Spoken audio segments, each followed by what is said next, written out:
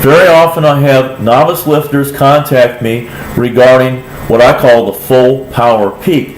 They have a problem getting their squat, bench press, and deadlift routines to all peak at the meet at the same time.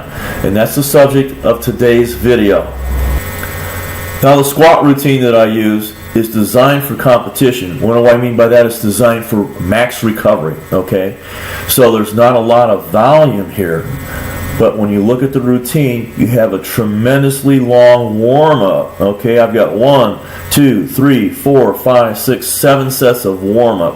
I found that it takes a long time to warm up in the squat in order to lift heavy weight every week. Okay, now if you look at week 1, it's 430 pounds for a single, and then if you go down and look at your third attempt on meet day, it's 500 pounds. So that's starting out at 80%, and we never go below 80%. But you got to remember now, always use speed on every one of these reps, and every rep is below parallel. So this makes it a whole lot different. It's a whole different ball game than just some generic squat routine.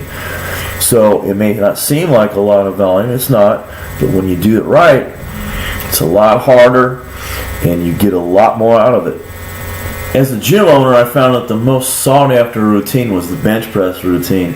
I had many people come to me from other gyms that were overtrained, almost always overtrained in the bench press. And I would put them on this drug-free bench press routine, and typically, I can't think of a time that it failed in giving them a 20-pound gain on the first cycle because they were overtrained. It was easy. Now, if you look at this routine, you can see there's not a lot of volume. The key in this routine, you look at just kind of analyze the way it's set up. It's set up for recovery. Okay. Now your warm-ups are done. Everything's done with a pause. Everything. Okay, and your warm-ups are done with speed, compensatory acceleration. You want to move that weight as fast as you can. All the reps, even the work sets, the heavy days, it's still done with pause and speed. Now, that's your Monday is your heavy day, and then your Thursday is your lighter day. And why do we have that lighter day in there? Well, it's to, again, practice your pause and your speed, okay, but most of all, to practice perfect form.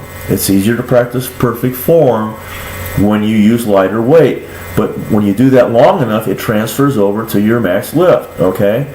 So we start out with basically our heaviest lift that first day is 225, and we end up third attempt at the meet at 315. So it's about a 66% is as low as we go on this routine. I don't like to go that low normally. I certainly don't on my deadlift and my squat routines. But on the bench press routine, it's a different animal.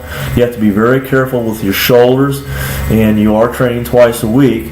So you have to always think about recovery. As with my other routines, the deadlift routine is designed for competition, therefore it's designed with recovery foremost in mind, okay? So, this is to be done on a Friday, but you've got to remember now your back is very tender, it's very fragile.